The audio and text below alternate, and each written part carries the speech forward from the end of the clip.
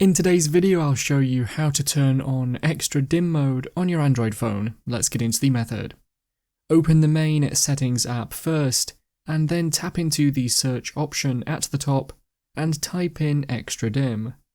Tap on this option from the search results, and then you may need to tap on it again to get to the correct page to change the setting for it. You can now turn on this option, and some phones may then allow more customization to lower the brightness, for example with a slider. If you couldn't find the setting, I'd recommend heading back to the settings homepage, then scroll down and choose accessibility from the list, and either tap on or look through the display or visibility section for the extra dim feature. If you still can't find it, I'd recommend researching the method for your specific type of Android phone. That's how to turn on extra dim mode on your Android phone.